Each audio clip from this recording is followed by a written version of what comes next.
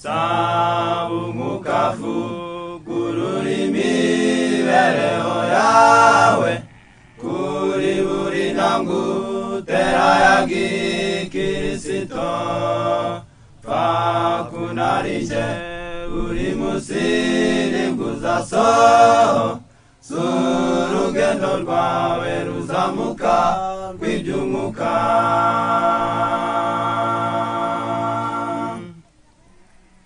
Benshi mwitangira ryabo ry'uru rugendo bazuwe n'umwuka, banga ibyo bakundaga, bakunda ibyo bangaga, ariko igiteye akaga ubu nabo kubwirwa mwibuka aho havuye ukagwa.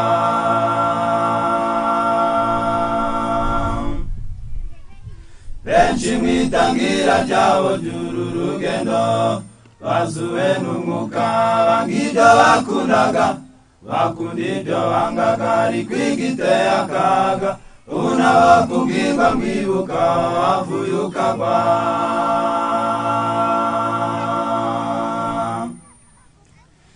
Igihe cyawe nacyo kuko kingana n'umunsi, gambirira gukora ibyiza byose ushoboye, guhesha umugisha ubabera umufasha, icyitegererezo gishimwa n'umwami.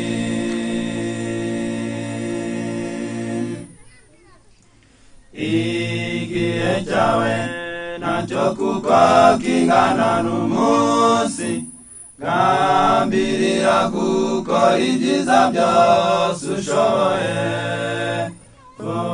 guhesha abantu umugisha ubabera umufasha, icyitegererezo gishimwa n'umwami.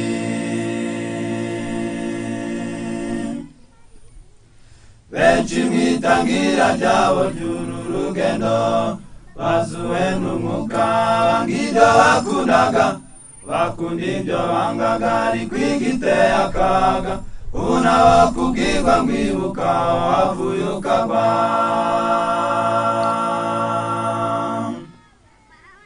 Benshi mwitangira ryabo ry'uru rugendo bazuwe n'umwuka, banga ibyo bakundaga, bakunda ibyo bangaga, ariko igiteye akaga ubu nabo kubwirwa mwibuka aho havuye ukagwa.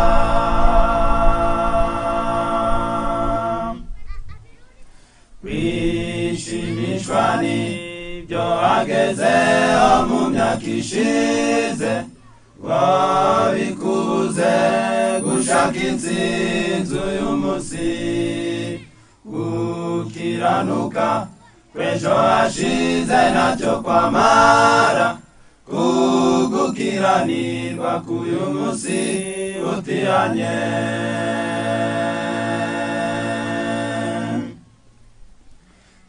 Wishimishwa n'ibyo wagezeho mu myaka ishize, ngo bikubuze gushaka intsinzi uyu munsi, gukiranuka kw'ejo hashize ntacyo kwamara, kugukiranirwa k'uyu munsi utihanye.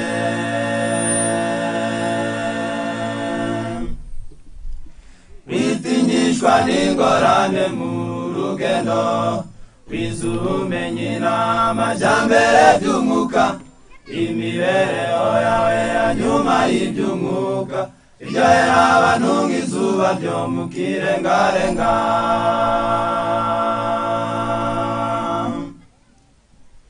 Witinyishwa n'ingorane mu rugendo, wize ubumenyi n'amajyambere by'umwuka, imibereho yawe ya nyuma y'iby'umwuka iryohera abantu nk'izuba ryo mu kirengarenga.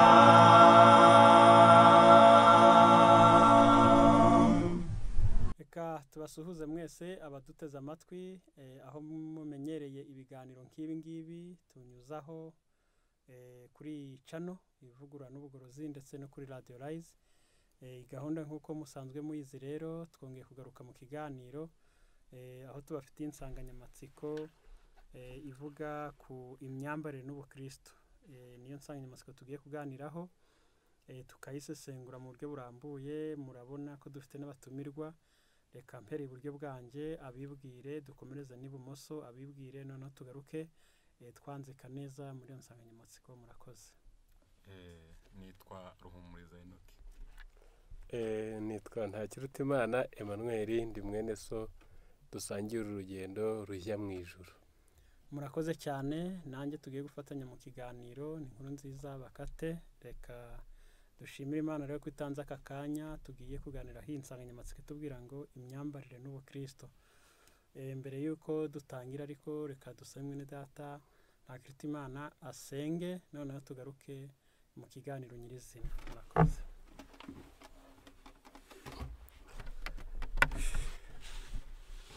Ugize neza muremyi wacu, waduhaye kurama, wongeyeho kudutiza akenge n'uburyo ngo twige ijambo ryawe, uhabwe icyubahiro. Amen.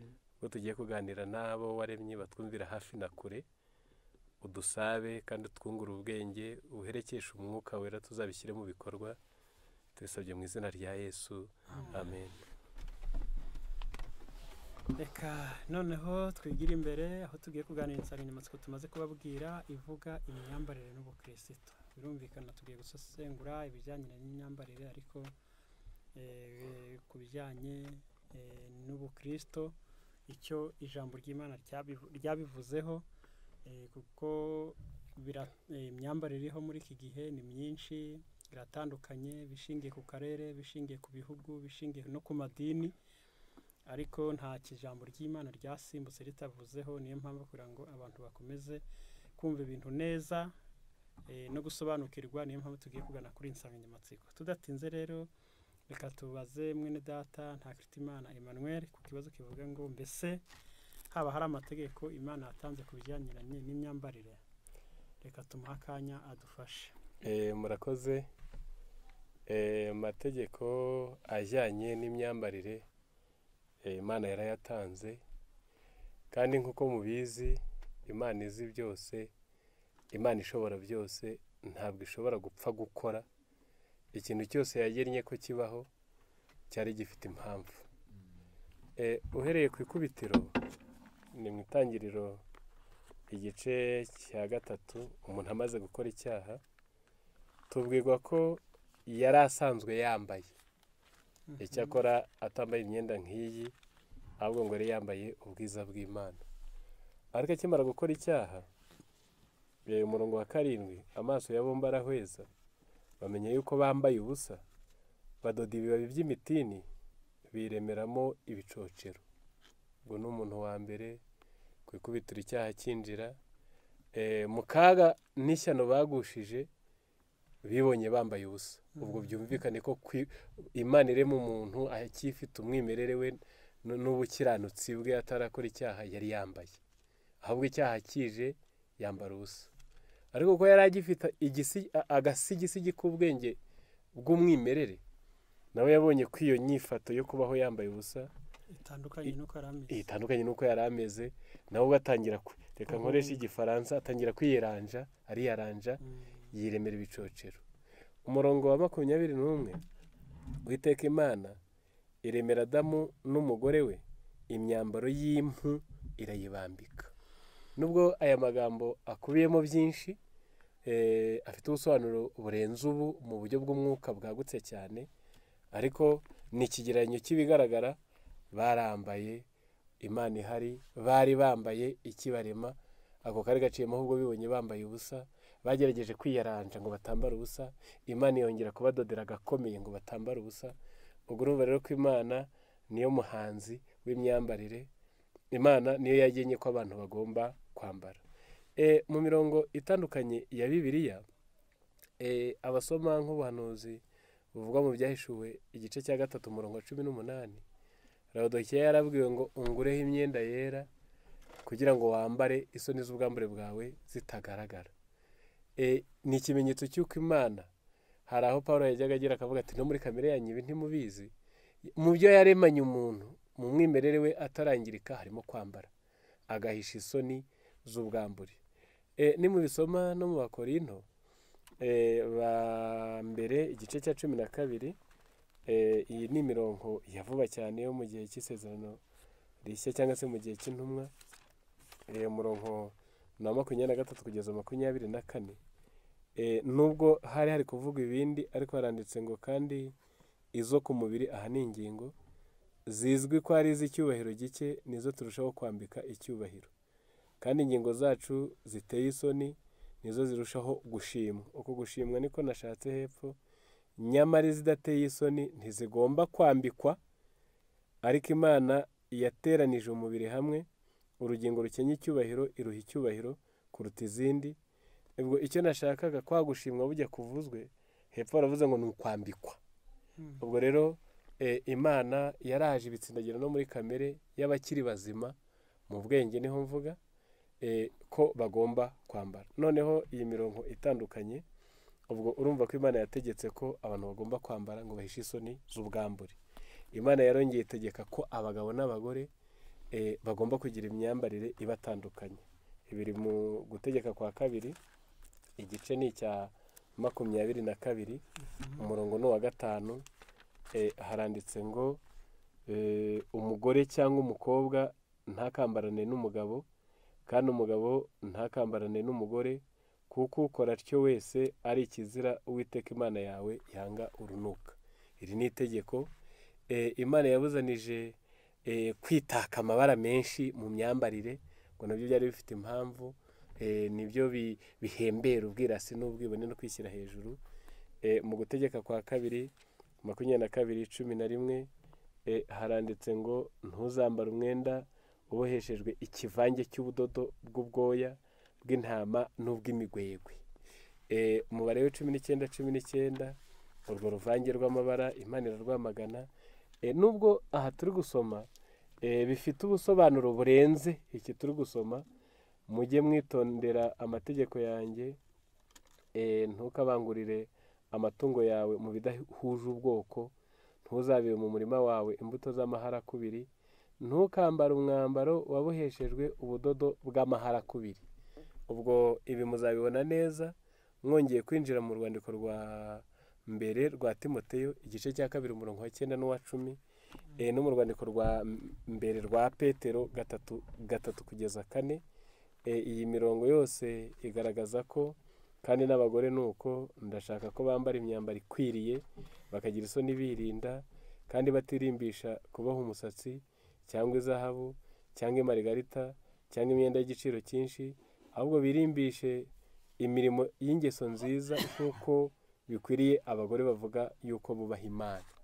Ubwo urumva muri Petero ho ya mbere 3:3 Bibiliya iravuga ngo umurimbo wanyu we kuba uw'inyuma, wo kuboha umusatsi cyangwa wo kwambara izahabu cyangwa wo gukanisha imyenda, ahubwo uba uw'imbere uhishwe mu mutima, umurimbo utangirika w'umwuka, ufite ubugwaneza n'amahoro, ari we w'igiciro cyinshi mu maso y'Imana.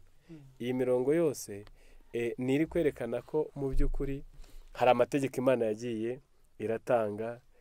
Hari n'aho Imana yategetse kwambara ibimeshe. Imana yatanze amategeko atandukanye, ariko hari aho ndagaruka kugira ngo abantu bahumve, cyane ko tugeze mu isi imaze gusirimuka, aho ibinyuranye n'Imana byinshi byitwa ibigezweho. Kuri uyu murongo w'igitsina gore kwambarana n'igitsina gabo, hari aho mu gitabo cy'ubutumwa bwatoranijwe umuzingo wa 2, paje ya 478 niho uyu murongo bawusobanuye, ariko ndawusomaho dukeya hagana haraguru. Ni rya somo batanze ko igitsina gore kitagomba kwambara ibyagenewe igitsina gabo. This style of dress God would not have his people adopt.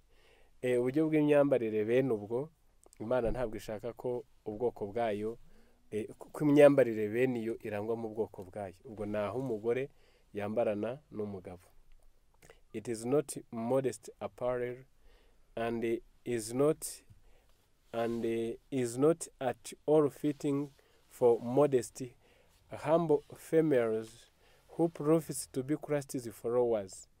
Iyi ntabwo ari imyambaro ya gipfura rwose, iyi si imyambarire ikwiye imfura. Abagore biyoroshya bakicisha bugufi bavuga ko ari abayoboke ba Kristo ntabwo bakwiye kwambara bene iyi myambaro. Ubwo naho umugore yambarana n'umugabo.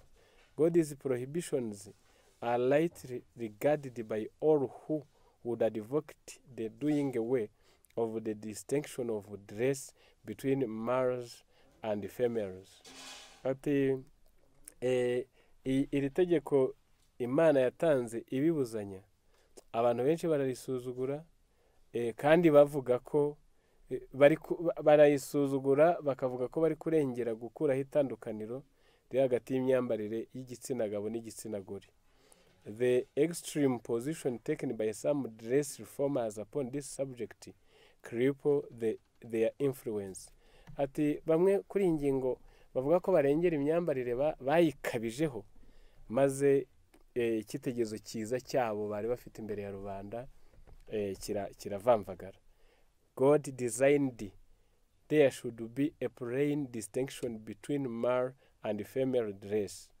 Imana yagambiriye ko hagomba kubaho itandukaniro hagati y'imyambarire y'igitsina gabo n'imyambarire y'igitsina gore, and has considered the matter of sufficient importance to give explicit directions in regard to it. Kandi iki kibazo Imana yagihaye agaciro gakomeye, maze igitangaho amabwiriza asobanutse arebana nacyo. For the same dress worn by both sexes would cause confusion and a great increase of crime. Kuko abagore n'abagabo baramutse bambaye kimwe bakambara ibisa, byatera urujijo, kandi nibyo nyirabayazana w'ibyaha by'inkorarugomo. St. Paul would utter a rebuke where he arrived, and should behold female professing godliness with his style of dress. Wagira ngo Pawulo aba ari none ku isi yibonere aba bagore bari kwambara nk'abagabo kandi bavuga ko bubaha Imana, ni ukuri yakongera kuvuga ya magambo twasomye ngo namwe mujye mwambara mu buryo bukwiye. Rero mu ijambo rimwe hariho amategeko Imana yatanze agenga imyambarire. Ntabwo dupfuye kubaho gusa, kuko no ku zindi ngingo Imana ifite icyo yagiye izivugaho. Hari amategeko Imana yatanze agenga imyambarire. Murakoze. Arakoze cyane ku busobanuro atanze kuri iki kibazo, cyane ko Adamu yabayeho yambitswe ubwiza bw'Imana. Ikigaragaza ko hari amategeko y'imyambarire ni uko akimara kuva muri uwo mwambaro w'Imana, nawe ubwo yagiye gushaka yakwihangira cyangwa se yakwirwanaho, ariko Imana mu rukundo rwayo ibona ibyo bidakwiriye, ahubwo imushakira undi mwambaro w'uruhu. Nk'uko yanabivuze, bifite byinshi bisobanuye mu by'umwuka, ariko murumva ko impamvu yo kwambara yari ihari kandi n'amategeko abigenga yari ahari. Iyo aza kuba adahari, Imana ntiyari kwirirwa imushaka ngo imushakire indi myenda, ubwo niyo yari yihangiye, ubwo yari kuba ari y'ukuri. Siko bimeze? Hari isomo yavuze ariko ntiyarisoma. Yego. Ryo kumesa. Yego. Amategeko agenga kumesa ni kuva 19 ku murongo waho wa 10.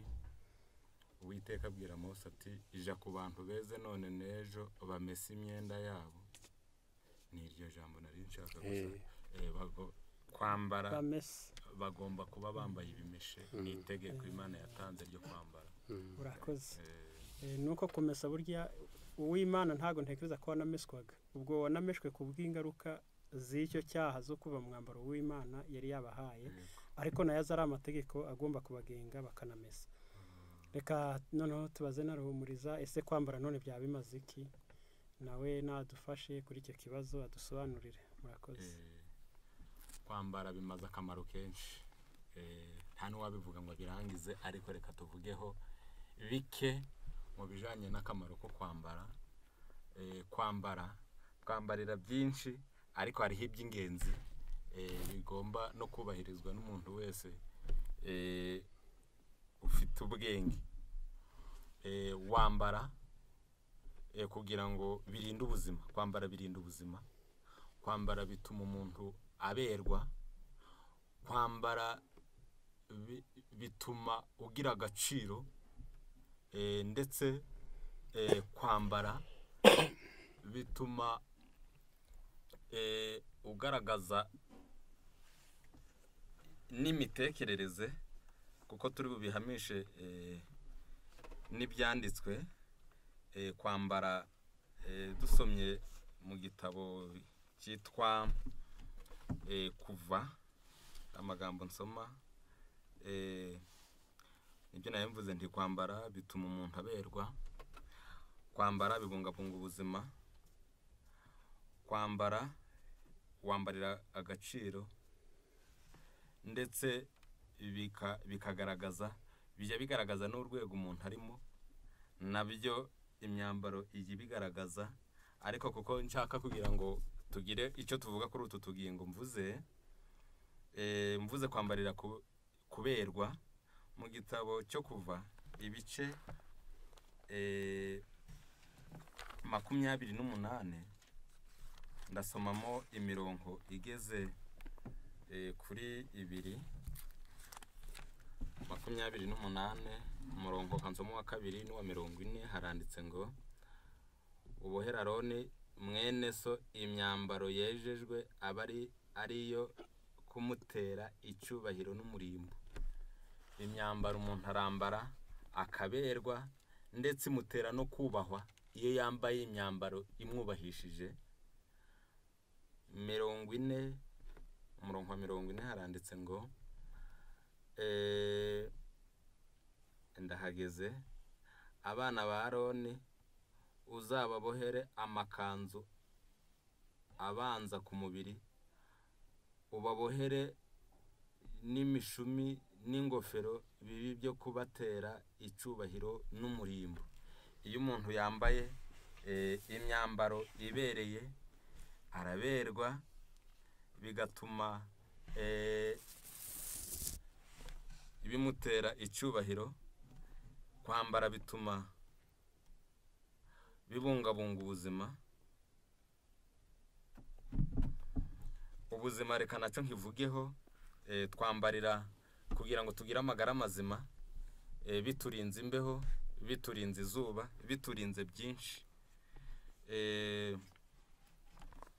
Mu gitabo kimwe mfite hano cyitwa Ahazaza heza, haranditse kuri paje ya 36, haranditse ngo imyambaro iboshe umubiri igwa n'ab'abahungu n'abakobwa. Ku bahungu itwika intanga, ku bakobwa igorekanya ababyeyi n'imirerantanga. Imyambaro itamara imbeho igwa n'ab'umutima n'impyiko, igwa n'ab'umutima n'impyiko, ingingo zihina n'izihinura, ndetse n'imitsi. Ubwo iyo wambarira ubuzima. Harakomeje ngo amapantaro ku gitsina gore azitira umwuka mwiza, oxygene wica imyanda mu myanya iranga igitsina, akabangamira imigendere y'amaraso n'imikorere y'imitsi yumva, ikabatera indwara nyinshi. Nkeka ko n'Imana ubwo yitaye ku buzima yababujije kwambarana nabo. Noneho ku gaciro kawe, ibyo kuhavuga byo ni byinshi ku bijaniranye n'izi ngingo. Iyo wambaye bigaragaza agaciro ufite, bigaragaza ko wambarana indangagaciro. Iyo wambaye gusa imyambaro ijimenya, ushobora kugira nko mu muhanda no muri gare, ahantu hari abantu benshi batandukanye, ukahasanga umuntu ubana n'uburwayi bwo mu mutwe, utabibajije undi muntu, ibikorwa bye, inyifato ye, imyambaro ye ishobora kugaragaza uwo ari we. Abantu bambaranye agaciro, iyo wambaranye agaciro nawe urakagira. Iyo wambaranye gake cyangwa ntako, nawe nta gaciro ugira. Rero iyo twambaye bituma tugira amagara mazima. Iyo twambaye turaberwa. Iyo twambaye twambara kugira ngo tugire agaciro, reka nsome amagambo aha nayo ari budufashe mu gitabo cyitwa intekerezo imico n'ubumuntu. Ku kwambara bituma wambara ukagira agaciro. Hano haranditse ngo paji ya 70, Satani ahora ateshura abantu ku muco w'agakiza, aberekeza mu migenzo n'ibigezweho, batitaye ku buzima bw'umubiri, ubw'ubwenge n'ubw'imico mbonera ndetse n'umutimanama. Iyo umuntu yambara kugira ngo agire agaciro, abanza kureba ko bifite ico bitwaye, bimariye umubiri n'ubwenge ndetse n'imico iboneye, kandi ukayoborwa n'umutimanama. Rero kwambara bidufitiye akamaro, bigaragaza uriwe mu gaciro kawe, bigatuma umuntu agira amagara mazima, ndetse wakwambara ukanaberwa. Muri make iyo twambarira kuberwa, twambarira ubuzima, twambarira kugira agaciro, twambarira kugira ngo twiyubahe, twubahwe n'abandi. Murakoze. Arakoze cyane. Atweretse akamaro ko kwambara ko ari ugutanga ubuzima, guha umuntu agaciro, ndetse akaba n'ikirango cy'icyo ari cyo. Kwambara bishobora kugutandukanya n'itsinda runaka, cyangwa se bikaguhesha icyubahiro no mu nzira. Sinzi niba hari icyo mwene data yongeraho kugira ngo tuze gukomereza ku kibazo cya gatatu. Ndongeraho kuri iyi ngingo, nk'uko amaze kubidusobanurira, hari akagingo avuze ndi bwimbikeho. Hari amagambo dusomeye avuga ko cyane ku gitsina gore nk'uko bakunda kwambara amapantaro, noneho bikaba umwaku anabahambiriye. Bamwe bajya bayita ngo ni amapantaro sogisi, ni amasogisi pantaro, ngo akabuza umwuka mwiza kugera mu myanya y'ibanga, bigatuma imbuto z'indwara zirema. Abahanga bamaze kugaragaza ko biri mu ntandaro y'uburwayi nka trichomonas cyangwa se infection. Izo mbuto z'indwara zirirema ubwazo. Ubwo rero ahanashimangiraga ko iyi ndwara irarwawe n'abantu benshi, nyivuze babyumva. Igira bimwe mu bimenyetso, ntabwo byose twabivuga, ariko uyirwaye akunda kuribwa mu kiziba cy'inda, uyirwaye ageza n'ibintu by'umweru byo bita perte blanche, bishobora kuba umuhondo, bishobora gutukura, bishobora kuba urususirane, bishobora kuba amazi atemba, ashobora kuza afashe, anuka, abababura. Iyo ndwara ababyeyi benshi barayifite. Ajyaza n'udukari duke tumurya, ashobora kujya kwihagarika atabugennye. Yari uwubatse urugo bishobora kwanga. Yari umubyeyi ukibyara, iyo ndwara ishobora gutuma avamo inda, cyane cyane zigiye zigera nko ku mezi 2. Izo ni ingaruka z'uko yambaye nabi, ziriya infection zikirema. Nubwo hariho n'ibindi, ubwo narindi kuvuga ko ubwo uwo yambaye neza yaba abungabunza ubuzima bwe, nta n'undi yaba agiriye iyo neza. Iyo ndwara ifite ibindi bimenyetso biyiranga byinshi cyane yenda tutabonera umwanya. Ishobora kubuza abantu gusama. Ibyo byose ni bimwe mu bimenyetso byayo, kuko birenze aho ngaho. Noneho rero urumva ko nk'uyu yambaye neza yaba arinze ubuzima bwe. Ikindi mu byo atubwiye, kutambara nubwo isi icyaha kimaze kwigeza harindimuka, ariko ndahamya ko umubare munini w'abayituye iyo bahuye n'uwambaye ubusa bagira ikibazo. Muri Luka igice ni cya 8:20, kampere na 7, kampere na 6, nuko bafata hakurya. Umutwe w'amagambo aravuze ngo yirukana abadayimoni benshi mu muntu.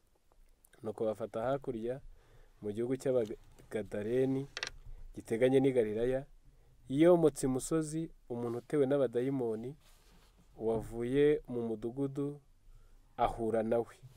Uwo yari amaze iminsi myinshi yambaye ubusa, nta nzu yabagamo, ahubwo yabaga mu mva.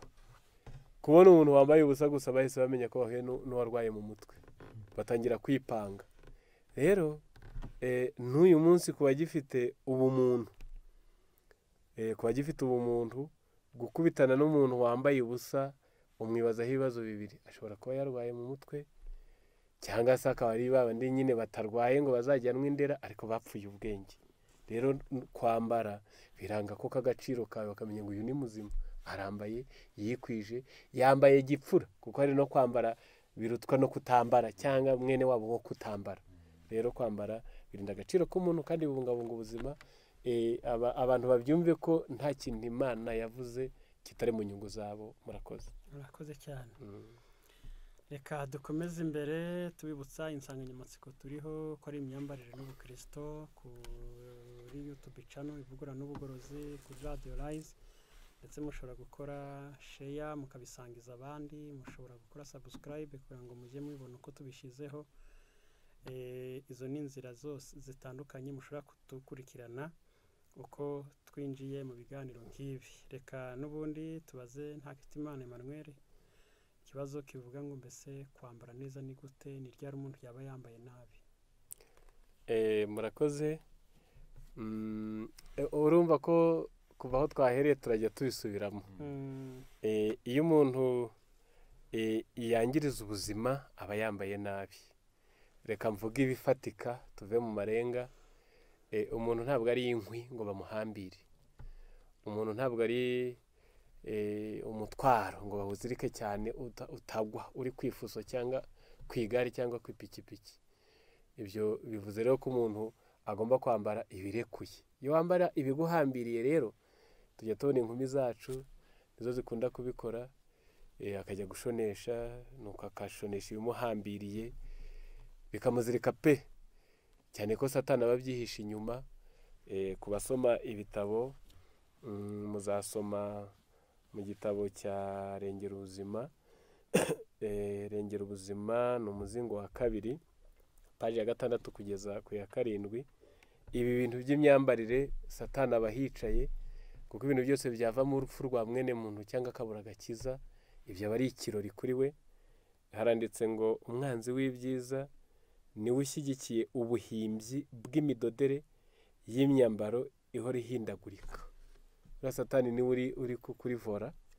Nta kintu akunda cyane cyahwana nuko akunda kuzana ibyo kubabaza Imana no gukoza isoni icyubahiro cyayo, abikoresheje ubuhanya no kurimbura abantu. Uburyo bumwe akoresha kugira ngo abigereho ni ubuhendanyi bw'izo ngeri za mode zishogoza umubiri, zigaca intege ibitekerezo no gupfobya ubwenge. Ngo n'urugero rumwe ntanze, kwambara ibiguhambiriye yewe wa nkumi we, kwambara ibiguhambiriye wa musore we, ibyo byose biragenda bikangiriza umubiri. Si ibyo gusa, ariko nkiraha mu gitabo cyitwa Ubutumwa Bwatoranije, umuzingo ni uwa 2 mu Cyongereza, ni urupapuro rwa 478. Bavuzemo ibintu byinshi bijya byangiriza, ntabwo ari ibihambiriye gusa, ngo hari n'abambara ibigufi nuko amaguru batuye no mu birere by'imbeho. Noneho amaguru n'amaboko cyangwa se bakanika amabere, abandi bakanika intugu, abandi bakanika amatako. Ubwo kubaba mu birere by'izuba, kwanika urutugu ukagenda wanitse amabere, uba uri umukandida wa kanseri. Kuba mu birere by'imbeho ukagenda wanitse amatako, wanitse amaboko, ubwo uzarwara umutima byanze bikunze, kuko amaraso ntabwo agera iyo hirya ku bice bisoza by'ingingo zacu. Ari nayo mpamvu ahubwo hari aho batanze inama nka bariya baba muri za neje, ngo nubwo umubyeyi yaba yambaye ikanzu, ngo nubwo umukobwa yaba yambaye ikanzu nziza ibereye ndende imukwiye, ngo aba agomba gushyiramo ngo n'akandi kantu imbere ngo karamushyushya, kuko bo bagira imbeho nyinshi. Ubwo urumva Imana yari iri gufuhira ko amaraso yagera mu ngingo zose kugira ngo atazarwara. Ibyo muzabisoma mu cyigisho cyitwa Le Maladie et ses causes, cyangwa se indwara n'ibizitera. Ubwo ni urugero. Ubwo urumve ko no kwambara ibitakumaza imbeho nabyo uba wambaye nabi. Hari ibizingo ku misatsi, hari ibizingo ku mitwe. Buriya mu by'ukuri namwe mujye mureba, iyo ubona umwana w'imfura mwiza w'umuhungu, imfura yawe yakubise ibintu ku mutwe, niba ari ibinyabwoya, niba ari, ukayoberwa ubwoko bwabyo, ukabona nibwo agenda neza, umuntu aragiye ahapfundikiye ibisatsi bimaze amezi 2 adakarabamo, ubwo yambaye nabi. Yororeyemo inda, yororeyemo imvuvu. Njya mbona abandi bashaka uduti bakagenda bapfumuza, abandi bateretse inzara. Abo bose bambaye nabi, mu gihe inyandiko zivuga ko byari bikwiye ko nibura mu masaha 24 mu mutwe w'umuntu haba hakarabye, undi wakagenda akimarira amezi 2 atakarabamo, kuko bya bindi yabihazinze. uwo yambaye nabi. ubwo ndacyavuga ku bintu byose bishobora kwangiriza umubiri.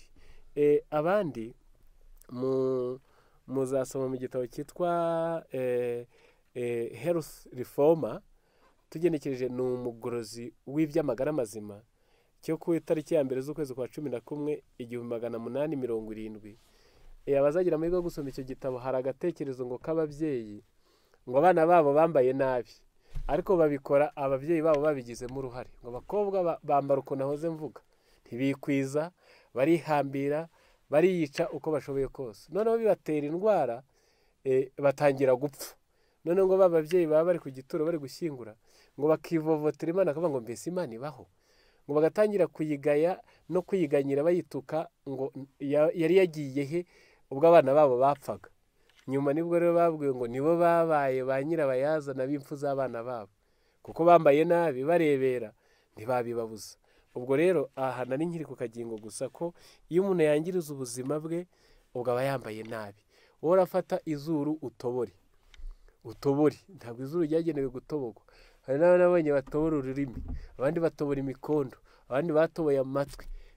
uri gutobora aho Imana yaharemye neza irasoza, ntabwo yigeze kubwira ko hari ibyo yacumbitse ngo uzayicumbure. ibyo byose nibyo mvise Petero. izo ntizinemerewe no kwambara, nta n'ikibazo zifite, ariko aho n'umuntu aratoboye kugira ngo agende anaganikaho nazo azambike. ubwo bamwe bikababyarira ingorane. hari umuturanyi watoboye, hazamo ikiruguyu, kiramanuka kiba uruntu runini rwose rugenda runagana, kandi ubwo yifuzaga ibinagana, nifuza ko mu byo yifuzaga icyo kitarimo, kandi nicyo permanent, icyo kizahahora. ariko ntabwo mu byo yashakaga kirimo iyo myambarire iri kwangiriza umubiri wawe. umuntu akajya ku gahagato ngo ko kwambara ngo igikanzu ngo kirekire ngo kigenda gikubura ivumbi, ngo noneho ngo n'amaboko aragenda agifasha. ibyo byangiriza umubiri. muri cya gitabo nababwiye cy'ubutumwa bwatoranijwe, handitsemo ngo hari n'ababyeyi ngo bafata bino biyunguyungu ngo bakabihambira, ukagira ngo byacumuye biraboshywe bigiye gufungwa. ngo ntabwo ikiyunguyungu cy'umugore cyaremewe kwikorera. ngo ubwo bibaye ngombwa ngo imyambaro yabo myinshi ngo yajya iba ihagitswe hano ku ntugu igatendera igana hasi, kugira ngo uwo mubiri wabo wisanzure, ubone umwuka mwiza, woroherwe, ntacyo wacumuye gitumye ujya kuba muri gereza y'ibigezweho na mode. ubwo rero iyo ni ingingo imwe. kwambara nabi ni igihe cyose wambara ibintu bishobora kwangiriza umubiri wawe. nkiri ku iyi misatsi, ndumva ndayivugaho kuko ni imyambaro abantu ubu isigaye ihenze, isigaye itwara amafaranga menshi.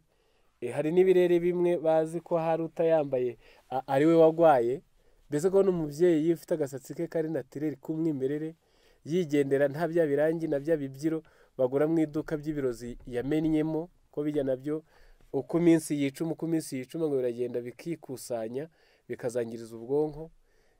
ku biga iby'ubuzima kugira ngo bimenye neza, muzarebe ukuntu bajya bahoma amakara ku kada k'akana kari kuruka, wajya kubona ukabona mu kanya kitumye karayitumye kandi bayahomye inyuma.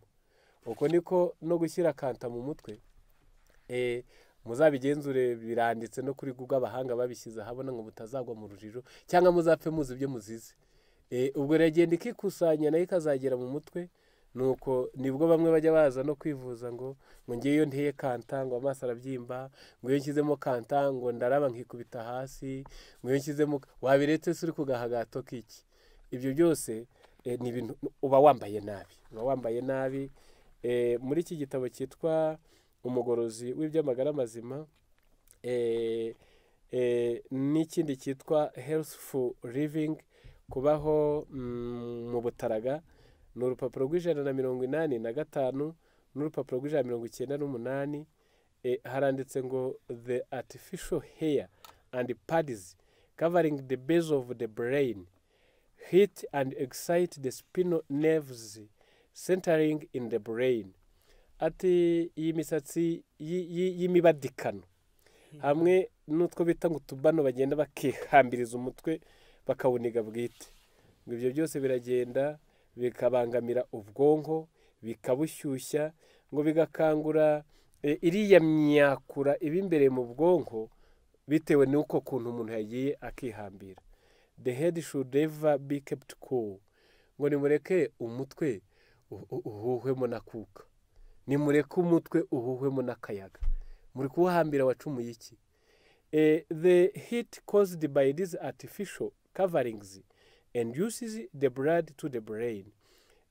Ubushyuhe buterwa n'iyo misatsi y'imibadikano n'ibyo bahambiraho, ibyo byose biragenda bigashyushya amaraso yo mu bwonko. In a consequence of the brain is being congested, its nerves lose their health action. Noneho ingaruka bibyara bitewe n'ubwo bwonko bwakandakanzwe, imyakura yabwo ikabohwa, nuko imikorere mizima y'ubwonko igatakara. The unnatural heat caused by artificial hair and pads about the head induces the blood of the brain, producing congestion and causing the natural hair to fall off. Ubwo bushyuhe budasanzwe butewe n'iyi misatsi y'imibadikano n'ibyo byose babohaho, n'utwo tubano tugenda tugafunga umutwe ugashyuha, ibyo byose bibuza amaraso, bituma amaraso ajya mu bwonko, nuko akagenda akahibumbira, ibyo bikazabyara ko n'abantu imisatsi izagira napfuka igashiraho. Niyo mpamvu akenshi muzabona bano bimadikaho indi misatsi, akenshi ibisozi yari yabipfutse igashira, bikazagera n'aho bazayipfundika bakahabura.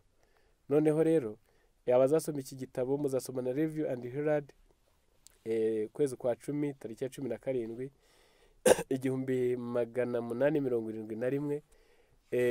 Iki gitabo cyakomeje kivuga ko ku musozo w'abakora ibyo hakurikiraho ibisazi, insanity comes. Rwose ukabona umuntu arasaza ataye umutwe, intandaro nta yindi ari byo baziritse ku mutwe. Ibi rero abantu barabikunda, abaswa bazi ko ari byo biranga ubwiza,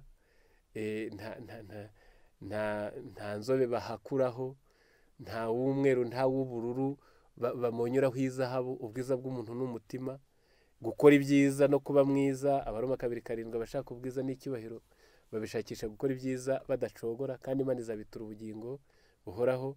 Abantu nibabyumve, iyo wambara ibintu byose bishobora kwangiriza ubuzima bwawe, ni ukuri uba wambaye nabi. Ibindi ndabyihutamo, iyo udahisha ubwambure, ibyo namaze kubivuga. Abantu bagenda banditse amabere n'amatako, ariko nge nkatangara, ubisirasirimutse ujya kubona ukabona ameza y'abantu arambaye, ukabona intebe z'iwabo zirambaye. Kuri Pasika na Noheli bagahindura amashati y'intebe, mu madirishya amarido n'iki harambaye, ku buriri harambaye.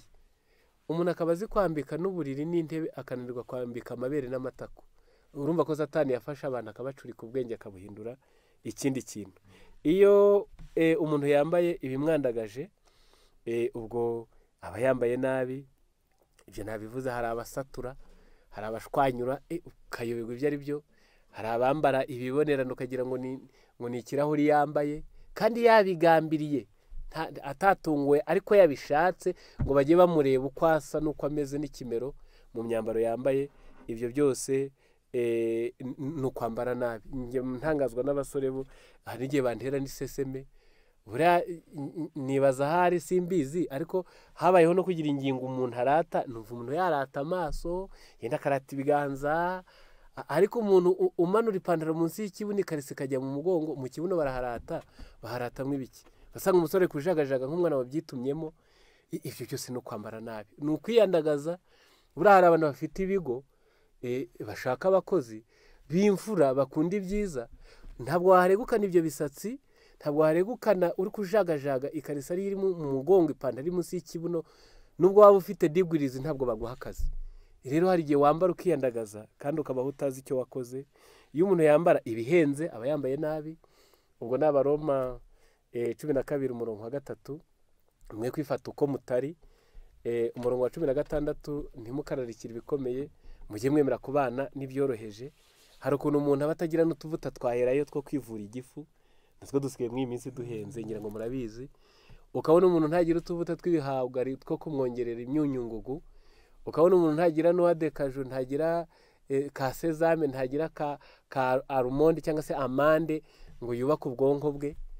Mu rugo arya nabi, no mu maso no ku misaya uhabona guhombana, hari inzara, ariko ugasanga yaguze imyenda yayishinjagiramo ntawe. ukabona ni imyenda we ntawe kuko atigaburiye. Iyo wambara ibihenze kandi hari ibindi ukenera mu buzima, nabwo uba uri ku rutonde rw'abambaye nabi. Noneho iyo umuntu yambariye ubwibone aba yambaye nabi. Iyo umuntu akunda utugezweho aba yambaye nabi. Iyo umuntu yambaye imyambaro iranga abamaraya nayo ibaho. Yanditse mu Byahishuwe 17 umurongo wa mbere, maraya uhavugwa ngo yari yambaye imyambaro y'imihengeri n'imihemba. Muzana bisoma no mu Migani 7 umurongo wa 10, bamaraya bagira uko bambara, bamaraya bagira uko bambara. Asanga umuntu rwose pe, ukibaza niba ubwenge buri gukora. Ni umubyeyi muzima wiyubashye wubatse ufite umugabo we, ariko akabura ubwenge bwo kwitandukanya na bamaraya. Kamere 9 ari mu kabwibwi bugorobye, ageza mu mwijima w'igicuku, maze umugore aramusanganira yambaye imyambaro y'abamaraya kandi afite umutima w'ubucakura. Buriya abamaraya bafite uko bambara, kuko watanditse yashyize ku iseta ari kugurisha. Kwanika amabere n'amatako urabyumva niwo mushinga, kugira ngo ibyo bibyutse irari ry'aba rifite. Si ibyo no gusiga iyo minwa akagenda ameze nk'inyamaswa iryana, nabyo ni umushinga. N'amaso arasiga hose amarangi, ngo nibura bakurwa n'amarangi bamurangarire n'ibindi ashaka bizagerweho. Iyo ni imyambaro y'abamaraya. Ugasanga umuntu yitatse amabara ni nk'akanyugunyugu, yashyize yamaditse ibyuma ibishashagira amarangi amasaro, ugasanga niwo mushinga. Mbese urebye igihe yabitayemo ukareba amafaranga yabishowemo, ni ukuri wagura akamoto kakajya kagenda mu muhanda, ku mugoroba kakakwinjiza 3 abana bakabona ubugari. Iyo rero wambara imyambaro nk'iy'abamaraya, nimusoma Itangiriro 38 umurongo wa 14, n'igihe Tamari yajyaga gutega sebukwe Yuda, nawe ngo yakuyemo imyambaro y'abapfakazi ngo yiyambika imyambaro y'abamaraya. Hari igihe rero ujya kubona ukabona umuntu yambaye y'abamaraya, noneho ngatangara ukayibona abayambaye bagiye muri korari, bati korari runaka nihaguruke kuririmba, ukana imisatsi amakanzu arebiriya ahasatuye ukuntu ahabonerana, inzara zimaditseho izindi, ukabona umukorari cyangwa se umuririmbyi niwe ugiye yambaye imyambaro y'abamaraya. Rero muri make, muri ubwo buryo bwose umuntu wambaye atyo aba yambaye nabi. Ariko sinasoza iyi ngingo ntasomye amagambo yo mu butumwa ku basore. Ni urupapuro rwa 349, ndakoresha igifaransa, message à la jeunesse 349. Hari aya magambo avuga ngo notre vêtement ne doit pas être trop coûteux. Imyambaro yacu ntabwo igomba kuba ihenze cyane. C'est pourquoi elles ne font séparer ni d'or ni de perles ni d'habits somptueux. Niyo mpamvu tutagomba kwirimbisha izahabu, ifeza n'imyambaro y'ubwibone. L'argent est un dépôt que Dieu nous confie. Erega amafaranga dufite ni ikibitsanyo Imana yaturagije.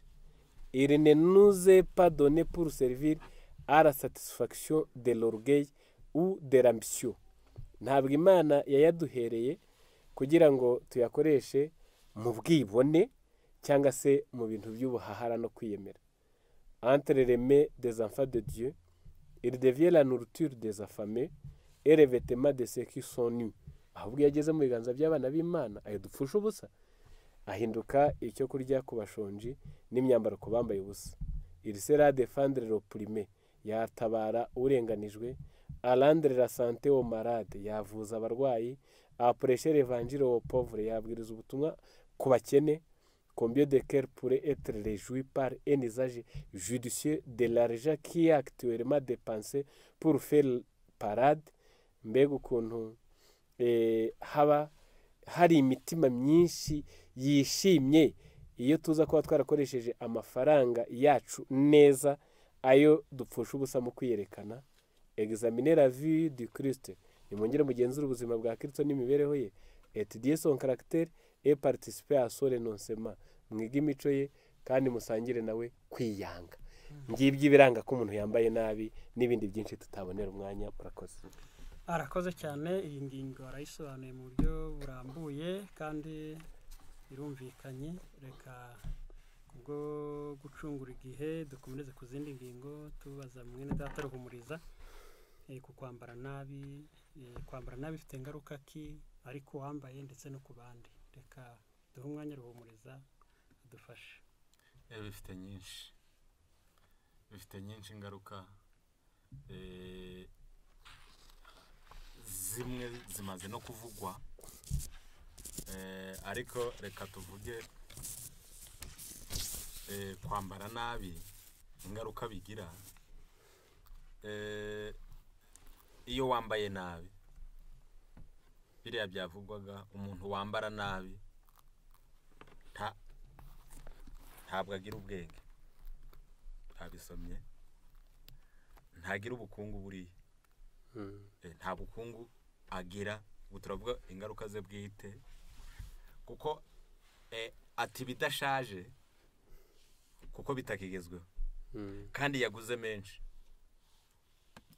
Iyo ikintu kigezweho ukacyambara gita agaciro nawe ugita, kandi kidashaje kandi cyaguhenze, ntagira ubuzima.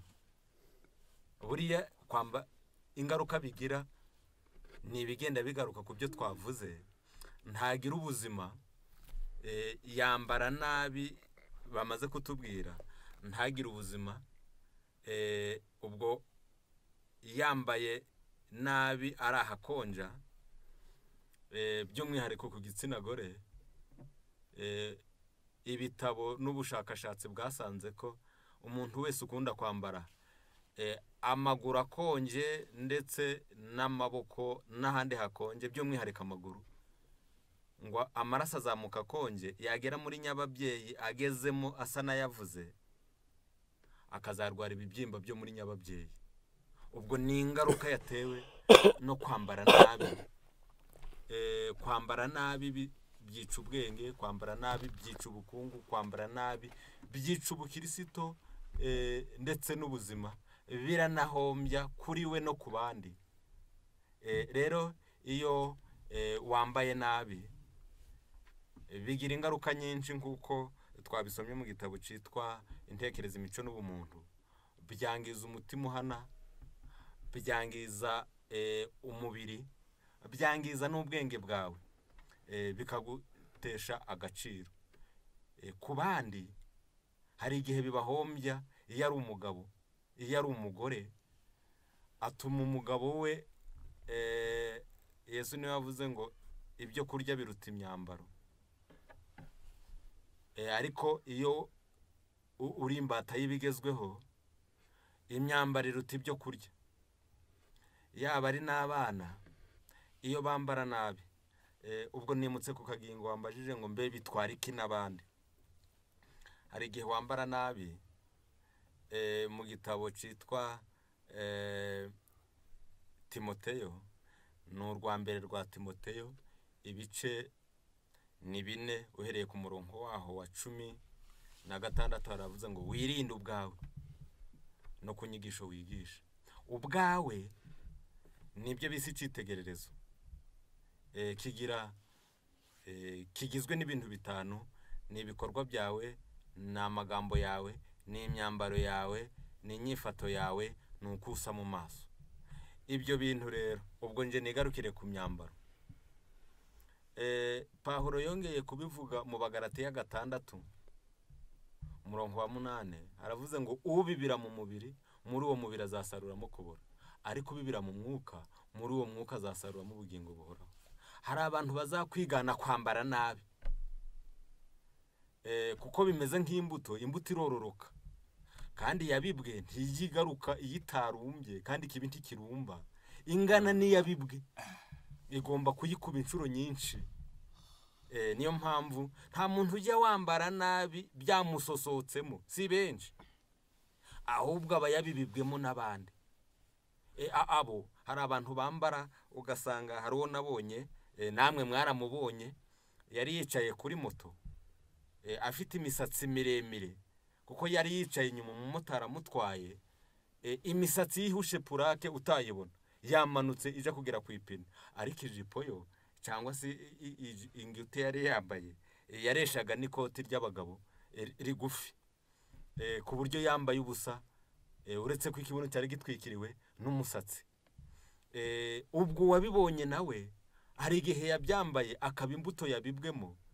Niyo mpamvu uwambaye nabi bimugiraho ingaruka, yaba mu bwenge, yaba mu buzima, ndetse n'abakunda Imana byangiza ubukirisito bwabo, bikangiza ubukungu, ndetse n'abakubonye bikagira icyo bibatwara, bakambara nkawe, bakazaba icyo wabaye. Rero uwambaye nabi agira icyo yitwara, akagitwara n'abandi. Murakoze. Murakoze cyane. Tubonye ko wambaye nabi yihombya, haba mu kwitera ubuzima bubi, haba no mu kwaya, kuko agendana n'ibigezweho, bityo bikamutera ibihombo byinshi bitandukanye. Reka twegere imbere dukomeza gusuhuza abaje twatangiye, dukomeza kubabwira ati namwe mujye mutanga linki, mukoreshe ya kugira ngo abadukurikirana be gucikwa n'ibiganiro bitambuka kuri iyi channel ivugura n'ubugorozi, ndetse no kuri Radio Rise. Mushobora no kudusura ku rubuga wa3.reformationvoice.org, aho naho mushobora kwadusanga mugakurikirana ibyigisho mu mashusho, mu nyandiko, ndetse no kuri Radio Rise naho ibihari. Twihuta rero kubwo gucungura igihe n'amasaha, reka tubaze mwene data Ntakirutimana ikibazo twakwita ko ari giheruka kugira ngo gisobanure neza, kivuga ngo kwambara nabi bihuriye n'amategeko y'Imana cyangwa se n'urubanza rwayo. Reka tumuhe umwanya adufashe. Murakoze. Murakoze.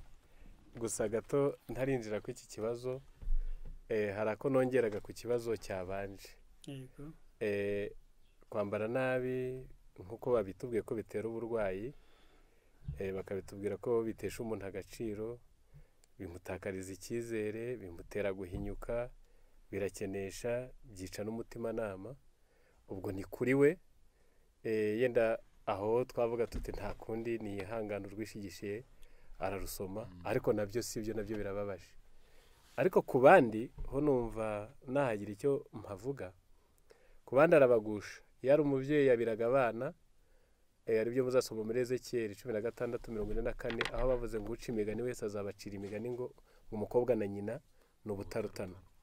Abasoma muri Irengero ubuzima ya kabiri ari amapaje abanza 6-7, ngo mu miryango myinshi abana nta kindi kiganiro bumva usibye cy'imyambarire kiganirwa na ba nyina, ngo n'ibitabo basoma babona ngo ni iby'ingeri za mode ziba zihinduranywe. Ukazasanga ubwo umwana uvutse uko akuze uko bamwiciye icyerekezo cy'ubuzima, kuko ntabwo umuntu abereho kwambara gusa, hari ibindi ashinzwe kandi by'ingenzi mu buzima. Icya kabiri, ku itegeko rya 7 rivuze ngo ntugasambane. Aba bantu bambara nabi bafite icyo batwaye abandi, kuko muri iri tegeko nk'uko muzarisoma mu bakurambere n'abahanuzi paji ya 308, iri tegeko paji ya 308 abakurambere n'abahanuzi, haraditse ngo iri tegeko ntabwo ribuza igikorwa cyo gusambanisha imibiri gusa, ahubwo ribuzanya n'ababigira mu ntekerezo no mu byifuzo, or any practice that tends to excite them, cyangwa se abakora igikorwa icyo ari cyo cyose kigamije kubyutsa ibitekerezo by'ubusambanyi. Rero abantu bambara nabi bagatambuka inzira bagenda bambaye nabi, inkumi banditse amabere n'amatako, abo bose barangaza indangare bakababyutsa mwirari ribi, kandi icyo ni icyaha kuko wifuza abasambanye. Ubwo rero bakaba babigizemo uruhare. Uwabigize azabihanirwa, ariko n'uwabaye nyirabayazana ntazarokoka kuko ari gukora umurimo w'umwanzi. Si ibyo gusa, uwambaye nabi ubwo aba bacumuje byensiri, birumvikana. Uwambaye nabi ahombya, umugore ajya ahombya umugabo. Ibi mubivuge mu bisubire, hari imiryango yakagombye kuba yarateye imbere, ariko umugabo ukora yazanye umugore urimba uzi gusirimuka n'akagezweho, none ubu butindi bwarabinjiriye. Ibyo bikaba byanditse mu Migani 21:17, aho bavuze ngo kuba inkora bishungo si byiza, ngo kandi ukunda vino n'amavuta ya elayo ntabwo azaba umutunzi. Inkora bishungo ni inkunzi yakagezweho akadutse, akaba ari we ukaregukana muri karitsiye. Kwambara nabi, abambara nabi barushya abandi, kuba wasize rasiyo wapanze kwizamara ukwezi, akabanza akajya kuguraho imisatsi, akaguraho inzara, yarangiza akaguraho n'irangi ryo ku munwa, akaguraho n'ibyo kumanika ku matwi. ubwo uri kumva ko aba aguciriyemo rasiyo, akaba arakuruhije. Niba hari n'iterambere uzagira, ariko uzakererwa. Aho akageze muri 2024 uzahagera muri 2028, kuko amafaranga agenda ku murimbo abanye n'amazi babumbishije itafari ntiyongera kugaruka. Nta na vapera azamura mu kirere ngo hari yenda ngo imvura izongerera yagusha. Aya bagiye, ni nayo mpamvu mu bahombeje isi harimo abantu bakunda umurimbo kuruta abandi bose. Noneho ku cyanyuma, mu gitabo cyitwa Inama ku Busonga 313, gukunda utwo tuntu birakenesha. Ni Inama ku Busonga 313. Kandebe kuri iryo jambo mbanguka kuribona. Yego, haranditse ngo le gaspillage de l'argent en choses luxueuses prive les pauvres des moyens nécessaires à leur nourriture et à leur habillement. Gupfusha ubusa amafaranga mu bintu by'akarengwe gusa bidafite icyo bimaze, bituma tugomwa abakene ibyo twakabafashishije by'ingenzi, bakabona ibyo kurya kandi nabo bakambara ibikwiye. Tout ce qui est dépensé pour la satisfaction de l'orgueil en vêtements, faranga ryose rigiye umuntu ashaka kunezeza ubwibone bwe mu myambarire. Construction, meubles et ornements soulager la détresse de nombreuses familles malheureuses. Akayapfusha ubusa mu kubaka ibigezweho, mu kugura ibikoresho byo mu nzu bigezweho, mu kugura imitako igezweho. Ayo yose yakavanya abantu batagira ingano, imiryango iri mu buhanya ikava mu buhanya bwayo.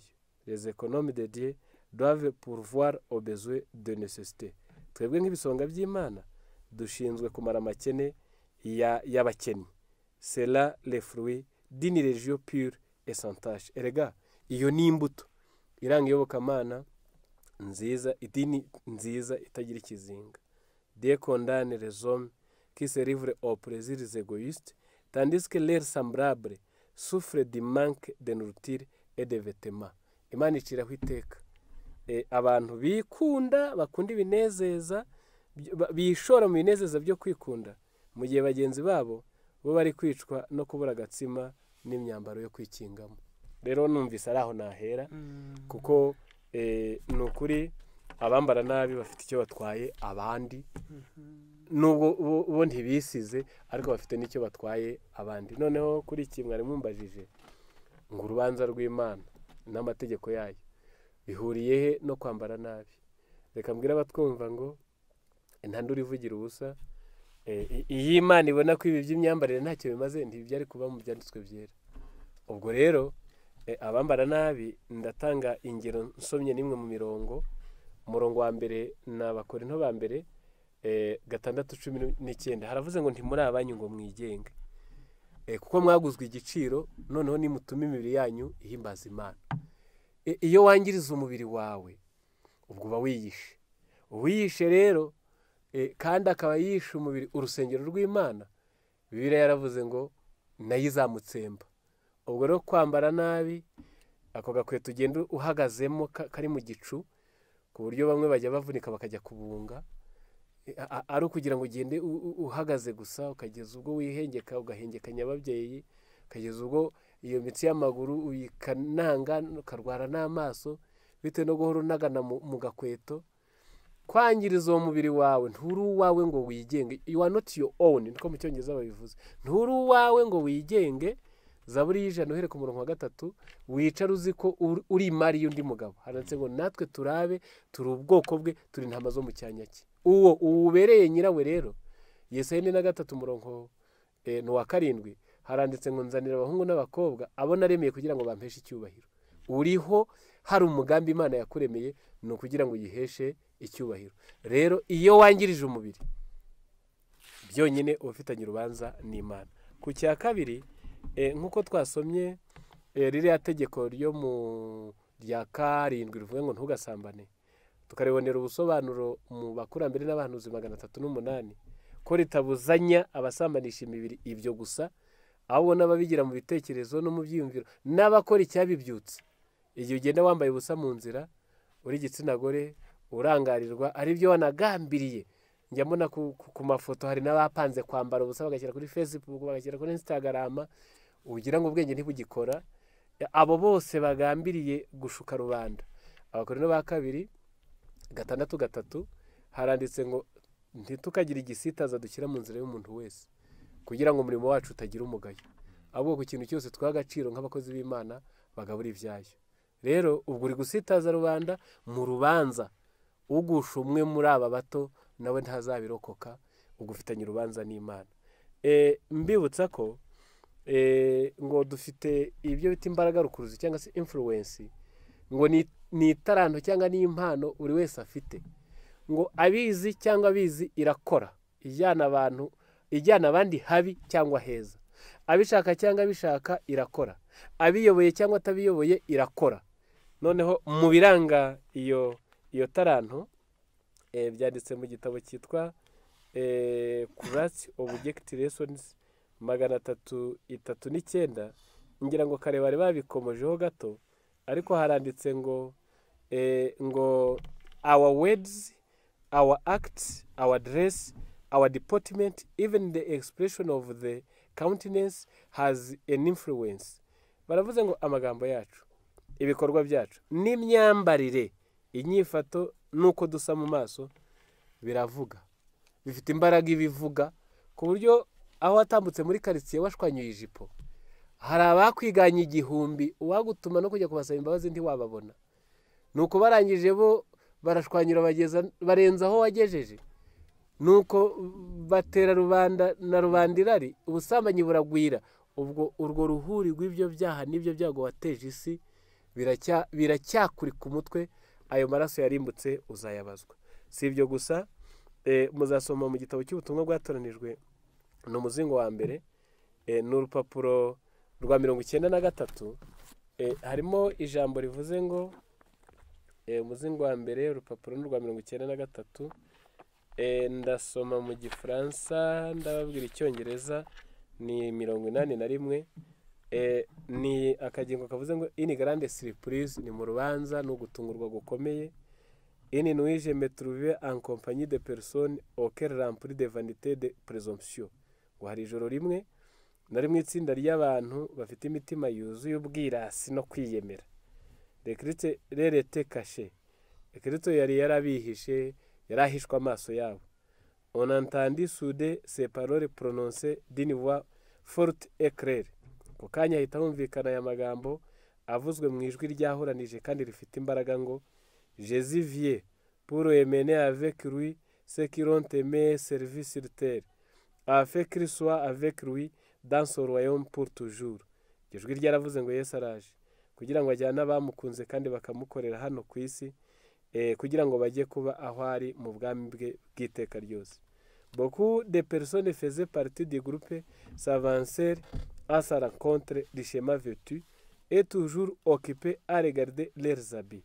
Benshi mu bantu nabonye bari muri iryo tsinda bateye intambwe bajya mbere kumusanganira bambaye igikungu, kandi iteka ryose ukabona bari kugenda bakubita akajisho ku myambaro yabo. Car contemplaire sa gloire et compris qu'ils avaient jugé l'homme d'après l'apparence extérieure et redécouvrir qu'ils étaient privés de la robe de la justice de Christ et que leurs vêtements étaient tachés du sang des âmes perdues. Noneho ubwo bari bitegereje ubwiza n'icyubahiro cye, nibwo basobanukiwe ko burya Imana icira umuntu urubanza mu byo yitaho, inita n'uburyo asa inyuma. Nuko baza kuvumbura ko burya batagira ikanzu yo gukiranuka kwa Kristo, bitewe n'uko imyambaro yabo yari yuzuyeho amaraso y'imitima irimbutse. Imyambarire yabo mibi yabaye ikigeragezo ku mitima runaka, irarimbuka iyizize. Imyambarire yabo mibi yabaye igishuko, imyambarire yabo mibi barunze ibyabo ku myambarire, birengagiza abakene, imfubyi n'imbabare, ngo iyo mirimo myiza ibatere guhimbaza Imana bayiyoboke. Nuko bacirwa urubanza kuko imyambaro yabo yari yararimbuje abantu. Kandi koko muri quartier aho dutuye, abagore aho bacururiza bicaye, hari abasenyiza abandi ntacyo bavuze, amubonye gusa ati nta kuko yari yambaye nanjye ngomba kwambara ko byanze bikunze. Uwo yenda yambaye ibikabije n'ibihenze n'ibishashagirana kuko afite n'iyo abikura, yenda na duke twakenera mu buzima hari aho ageze, ariko ukabona undi w'umutindinya kugera mwiganye ngo base mu nzira gusa batarasa ku isahane n'aho barara no mu guteganiza abo babyaye. Ibyo byose rero ubereye undi gisitaza, ibyo biza mu rubanza. Noneho nsoza mu gitabo cy'Ibihamya by'Itorero ni umuzingo wa mbere urupapuro rwa 694. Imana kuko ibi bizaza nyine mu rubanza yategetse itorero, itegeka abaribamo kwita kuri ibi bintu bikurikira. Ni 694. hari aya magambo avuze ngo bashiki banjye ntimugakomeze gukina n'imitima yanyu kandi ngo mukinishe Imana. Neretswe ko impamvu imwe rukumbi nyamukuru ituma mutajya mbere mu by'umwuka ni uko mukunda kwirimbisha. Ibyo bizatuma mwirengagiza inshingano zanyu zirushijeho kuba ingenzi, kandi bizabagora kubona imirashi y'umucyo w'urukundo rw'Imana mu mitima yanyu. Mudatindiganije nimutandukane no gukunda kwirimbisha, kuko bijya bituma musubira inyuma, kuko ni icyaha muba mukoreye imitima yanyu kandi aba ari icyaha mucumuye ku Mana. Ne vous laissez pas endurcir par la séduction du péché. Nimureke gukomeza kunangirwa n'ubuhendanyi bw'icyaha. La mode obscurcit l'intelligence et longe la spiritualité. Mode cyangwa se bigezweho byijimisha ubwenge kandi bikamunga iby'umwuka. Et pervertit les églises adventistes et fait plus que toute autre chose pour séparer les membres de Dieu. Nibyo bihenebereza amatorero y'abategereje kuza kwa Yesu, kandi kuruta ikindi kintu cyose nibyo bitandukanya abizera bayo n'Imana. Kuruta ikindi kintu cyose imyambarire, gukunda ibigezweho, nibyo bitandukanya abizera b'itorero n'Imana. Il m'a été montré que nos règlements d'église sont très insuffisants à cet égard. Neretswe ko amategeko twashyizeho y'itorero ku bijyanye n'iyi ngingo ngo akabije kuba make. Tout étalage d'orgueil dans les vêtements défendus par la parole de Dieu. Guhingutsa umutwe guto k'ubwibone mu myambarire ijambo ry'Imana ryaciriyeho iteka devrait être une raison suffisante pour que l'église exerce sa discipline. Kwakagombye kuba impamvu ihagije kugira ngo itorero ritangire rihagarike ikinyabupfura cyacyo. Ubwo ni ugucyaha, ritangire rihagarike gucyaha kwajyo, guhagarare neza ngo ribonye ngo guhingutsa umutwe guto k'ubwibone n'ubwirasi mu bijyanye n'imyambarire. Si malgré les avertissements, les appels et les vives sollicitations, une sœur continue de suivre son cœur perverti, on peut considérer que celui-ci ce n'est en aucune manière soumis au Christ. Nihaba mushiki wacu cyangwa mwene data, nyuma yo kwingingwa, nyuma yo guhendahendwa no guhabwa imiburo myinshi, maze agakomeza kwikurikirira umutima we wahindanijwe n'ibigezweho, uyu muzamufate ko nta munsi n'umwe yigeze yemera iby'Imana ngo ace bugufi imbere ya Kristo. C'est le moi et l'objet de son adoration. Ahubwo inaringe niyo Mana asenga. C'est que ça rend coupable de tourner de Dieu une grande nombre de personnes. Kandi abacumura muri ubwo buryo baba batandukanije imbaga nyamwinshi y'abantu n'Imana. Noneho abategereje bakora ikosa rikomeye. Les adventistes commettent un très grand péché. Abategereje baba bakoze icyaha gikomeye. Arrêter les membres de les églises se vêtir d'une manière qui ne s'accorde pas avec leur foi. Iyo baretse abizera b'amatorero yabo bakambara mu buryo budahura no kwizera kwabo. Nous devons nous élever immédiatement contre ce péché. Dukwiye guhaguruka nta gutindiganya, nta kuzuyaza, tukarwanya iki cyaha. Et fermer la porte aux séductions de la mode. Maze tugakinga amarembo ubuhendanyi bw'ibigezweho bunyuriramo. Si les églises ne font pas cela, elles se perdront. Amatorero natabikora azazimira. Ubu biteye n'agahinda kuko ubu mu matorero hari n'abajya batera induru bakavuga ati ariko abakobwa bacu ko bambara ibigufi, ngo na kera bambaraga amashaburi. Ubwo icyo kikaba kibaye igisubizo. None se ko badefiriza ko bagira guke ngo mwebwe muracyari basigaye bavuga ngo na analogue ngo na digitali, ubwo mwe mwarasigaye muri iyo hirya ntabwo muzi ibigezweho muracyari ni bwabujije ngo muhumure ngo muzahumuka ngo bizaza ubwo ibyari amahame bakabifata nk'ubujiji kurengera ihame bikaba ubujiji bakaba banarindiye ngo bizaza ngo nawe ngo azakira ni ubicyashye niwe urwaye ngo azakira rero kwambara nabi uba ufitanye urubanza n'Imana mu mashami menshi kuko anyuranije n'ibyo yategetse murakoze cyane ku bisubizo mwatanze mwaduhaye kuri iyi nsanganyamatsiko tubwiraga ngo imyambarire n'ubukristo ngira ngo ibibazo byose byashubijwe neza abatumirwa bacu bakoze cyane ntabwo rero turenze ahangaha ku bw'igihe turabashimiye kandi dukomeza kubararikira ibiganiro nk'ibi bitambuka inshuro nyinshi kuri channel ndetse no kuri Radio Rise kugira ngo mujye mubana natwe mwibuka gukora subscribe kugira ngo ibitambutse byose mujye mubasha kubibonera ku gihe reka rero tubashimire kandi tubararikira n'ubutaha dusoza rero kadusabe mwene data Ruhumuriza Enoch adushire mu biganza by'Imana niturangiza dutandukane naho ubutaha mwakoze Imana ibaha umugisha urakoze data wa twese uri mu ijuru tugushimiye kuturinda yaba twe n'abadukurikiye wakoze uhabwa icubahiro amen tubonye inama mu ijambo ryawe watanze ku bijaniranye n'imyambaro udushoboze kuzigenderamo kandi udushoboze kwihana kugira ngo nitutanyuranya nawe tuzambare n'umwenda wera tuzambara mu birori dutashi wawe mu ijuru ngaho komeza ubane natwe udushoboze kumvira dushoboze kwihana no kwivugurura imbaraga y'umwuka wera ibidukorere tubigusabye mu izina rya Yesu amen mbese nshuti yanjye uhagarariye kuki aho ushingiye mu kwizera kwawe ni kuri Yesu cyangwa se ni ku bantu bigaragaze bamenye uriwe